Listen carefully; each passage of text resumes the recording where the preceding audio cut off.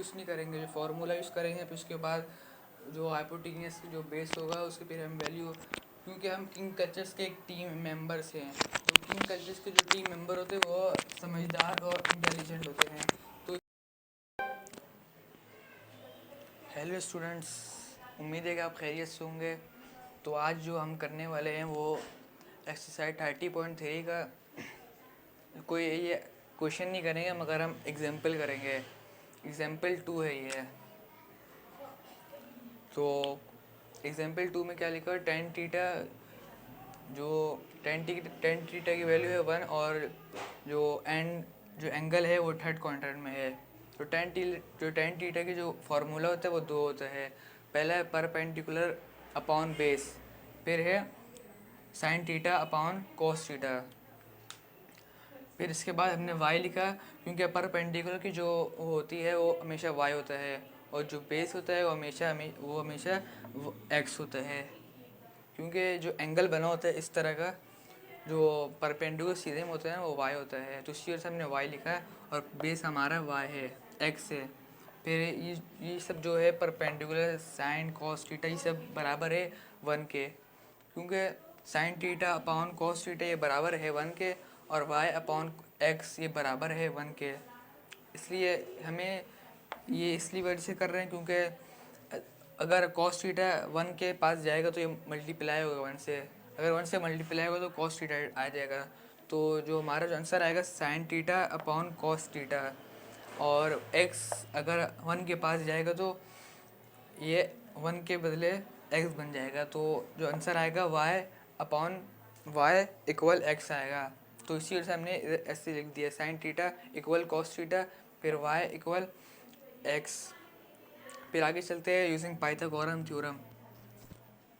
तो ये पाइथागोरम थ्योरम है, ये इसको जो फार्मूला था वो होता है hypotenuse square equal perpendicular square plus base square.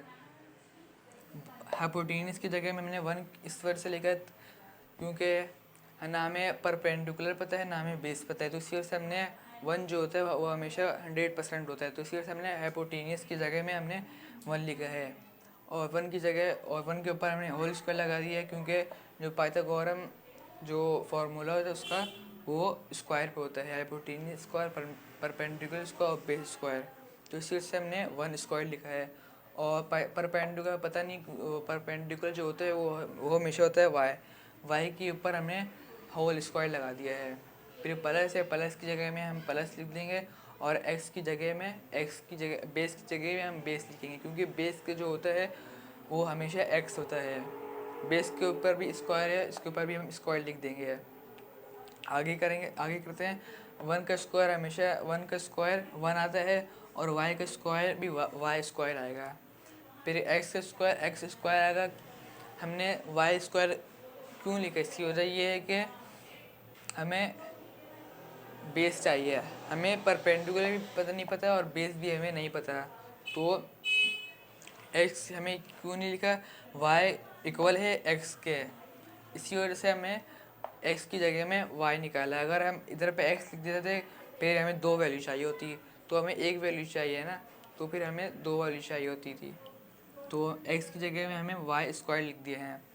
फिर जो आंसर आया 1 इक्वल टू वाई स्क्वायर, क्योंकि Y square plus Y square 2y square होता है। फिर हम 2 को इस तरफ लाएंगे तो ये अपॉन में आ जाएगा, 1/2 इक्वल वाई स्क्वायर। ये वाई स्क्वायर की वैल्यू क्या है, 1/2, मगर स्क्वायर को हटाने के लिए हमें रूट का इस्तेमाल करना पड़ेगा, क्योंकि रूट का इस्तेमाल नहीं करेंगे तो हम फिर आंसर नहीं ला पाएंगे। हमें स्क्वायर को हटाने के लिए हम रूट इस्तेमाल करें, और इस्तेमाल करके हमें दोनों तरफ वो रूट लगाना होगा, क्योंकि एक वाई के ऊपर रूट अगर लगाएंगे तो फिर 1/2 के ऊपर भी लगाना पड़ेगा। तो इस वजह से हमें 1 के ऊपर हमें रूट इस वजह से नहीं लगा, क्योंकि 1 का रूट होता नहीं है और 2 का रूट होता है, मगर इधर पे कोई ऐसी बड़ी वैल्यू नहीं लिखी हुई जिसके ऊपर हम लिखेंगे तो फिर वो 2 के ऊपर आ जाएगा। तो इसी वजह से हमने 2 के ऊपर लिख दिया है रूट। ये असल आंसर नहीं है, मगर ये प्लस और माइनस में आया है, तो हमें ना एक चाहिए होता है प्लस में या माइनस में। तो इसी वजह से हमें y इक्वल -1/2 रूट में 2 तो जो आंसर आया वो वाई वो नेगेटिव में है, माइनस में है, क्योंकि जो क्वेश्चन दिया गया है वो थर्ड काउंटर जो थर्ड काउंटर होता है वो हमेशा नेगेटिव होता है और वाई नेगेटिव होता है। तो इस वजह से हमें वाई नेगेटिव चाहिए था, तो इसी वजह से हमें माइनस लिख दिया। Y equal -1/√2। तो ये हमारा आंसर आ गया है वाई का। तो आगे इसको आप उतारें तो उसको मैं लिखता हूँ आगे। सो स्टूडेंट्स आगे चलते हैं। जो हमारे पास y की जो वैल्यू आई थी वो आई थी -1/2 आई थी। और फिर आगे हम करेंगे v नो। हम जानते हैं कि जो साइन थीटा है वो है इक्वल है y के, क्योंकि हम पहले प्रूफ कर चुके हैं सही। तो इसी वजह से हमने साइन की जगह पे y की वैल्यू लिखी है। Sine theta equal -1/√2। तो इसी वजह से हमने साइन थीटा की जगह में y की वैल्यू लिखी है। और कॉस थीटा की जगह में हम -1/√2 इस वजह से लेके, क्योंकि हम पहले प्रूफ कर चुके हैं कि जो साइन थीटा इक्वल है कॉस थीटा के। तो इसी वजह से हम जो साइन थीटा की जो वैल्यू होगी वो भी कॉस थीटा की भी वैल्यू होगी। इधर पे हमने -1/√2 लिख दिया है। और स्टूडेंट्स ये जो क्वेश्चन है ये बहुत इम्पोर्टेंट है और जो हम पहले कर चुके हैं ये सबसे डिफ़िकल्ट है और ये पहले नहीं आया है। तो इसी वजह से आप लोग इसमें ज़्यादा ध्यान रखें। आगे चलते हैं कॉसेक थीटा। इसकी इधर पे हम दो फार्मूला यूज़ करते हैं। पहले फार्मूला जो कॉसेक थीटा का जो फार्मूला है प्रोटीन जो भी है, तो जो एक और है वो अलग हम तरीके से इस्तेमाल करेंगे, क्योंकि हम शॉर्ट टर्म यूज़ करेंगे, हम लॉन्ग टर्म यूज़ नहीं करेंगे। जो फार्मूला यूज़ करेंगे फिर उसके बाद जो हाइपोटेन्यूस की जो बेस होगा उसके फिर हम वैल्यू, क्योंकि हम किंग कल्चर्स के एक टीम मेंबर्स हैं। तो किंग कल्चर्स के जो टीम मेंबर होते हैं वो समझदार और इंटेलिजेंट होते हैं। तो इसी वजह से हम शॉर्ट टर्म यूज़ करेंगे। कॉसेक थीटा की जो वैल्यू है 1/sin थीटा। साइन थीटा क्यों है? तो कॉस थीटा जो ये रेसिप्रोकल है साइन थीटा के, तो इसी वजह से हमने 1/sin थीटा लिखा। साइन थीटा क्या था? इक्वल √2। तो इसी वजह से हमने 2 लिख दिया है। आगे चलते हैं सेक थीटा।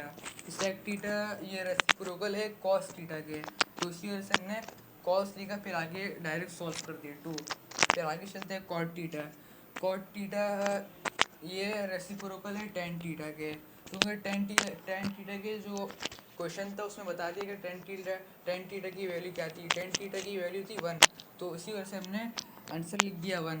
तो ये हमारा क्वेश्चन ये आंसर आ गया है कि sine theta cos theta cosec theta और सेक थीटा और कॉट थीटा, ये हमारा पूरा क्वेश्चन आंसर पे बदल गया है। आप लोग ये हल करें फिर हम लोग आगे बढ़ते हैं।